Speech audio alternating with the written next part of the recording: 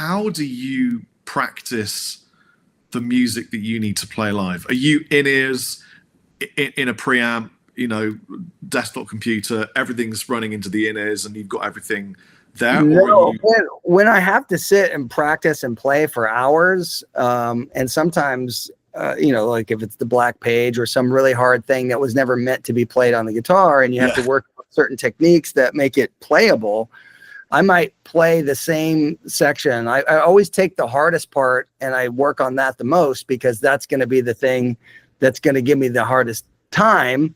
Right. So I don't necessarily learn the songs in a linear fashion. I will sometimes just go only work on the hard stuff of certain things, so that I can build the technique that's required for those things. But I might play that stuff over and over for hours, for weeks on end. So I might be only learning less than 5 seconds of music, but I'll be spending hours and hours and hours on it. So when I was playing Inca Roads, and it has those groups of 7 that at some point are played double time, that was something I would have to practice. Probably when I first started learning, I would play it probably 6 or 7 hours a day. And then it was months of doing that. But then while on tour, I would have to play that probably at least 3 hours a day before the show. And then even before I had to play that hard part in the song, there's a keyboard solo that's coming to a close.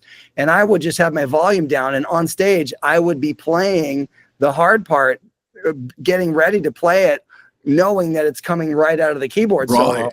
Because I'd have to be able to be like, all right, I got to play this thing and try to make sure that I can get through it without falling off. Because if you miss a note and you fall off, you're gone. There's no way to get on the train. So it's not something that was ever just dialed in and I could just play it, anytime.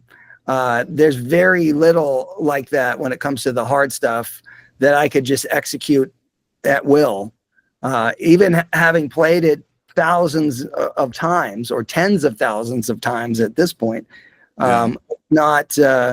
it just does not stay there, because it's just so hard. Have you ever covered Return of the Hunchback Duke? Well, there's we've done Duke of Prunes, and there's like two different versions that we've done. We've done the one with the vocals, and we've done the live one that he had that really cool feedback guitar solo. So we've done those, but there's so many things. I mean, what I'm working on right now in my studio is going through a lot of the filmed performances that we've done over the years. So we have a ton of stuff that's never been seen, that runs through all kinds of eras of my dad's music. So I probably, let's say you film a few shows from each tour.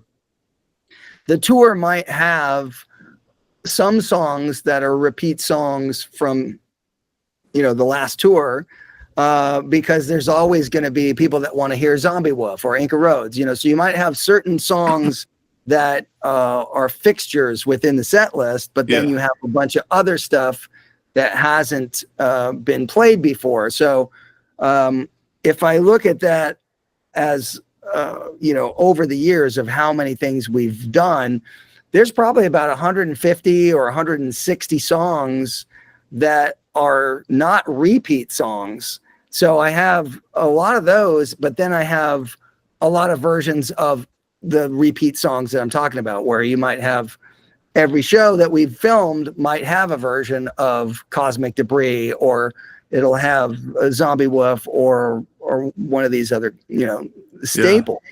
But when you consider that there's that many songs and no one's ever seen this stuff, and now we're going to be putting it together so that there's nicely edited versions of this stuff and well mixed audio, there's going to be a huge amount of stuff that covers the 14 years that I played all this music. Dweezil, you've been around guitar playing ever since you were tiny. I mean, obviously with your dad. Yeah. But you've also been exposed to, I mean, arguably the best rock guitar players on the planet. And I'm sure there are moments in your life where you can remember, I mean, I know I can, certain lessons that just stuck and echoed forever. And you were like, I'm never going to forget that. Can you remember a few things that maybe you learned from some of the cool people that would come and hang out and teach you stuff?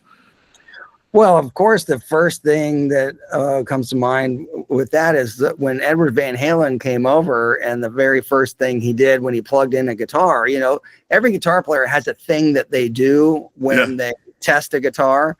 But, you know, having never heard him play live in front of me before, and he plugs it in, he did this one thing where he did an open string lick that started on the G string, D string, A string, and it was the 7th fret to the 9th fret to the 5th fret to open string. And then that pattern continued. So G string that way, D string, A string.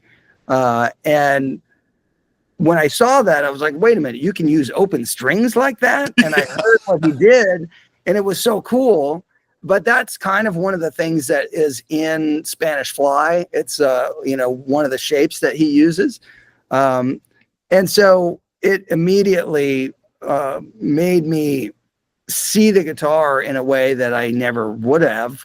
But also at that time, there was no internet, there was no MTV.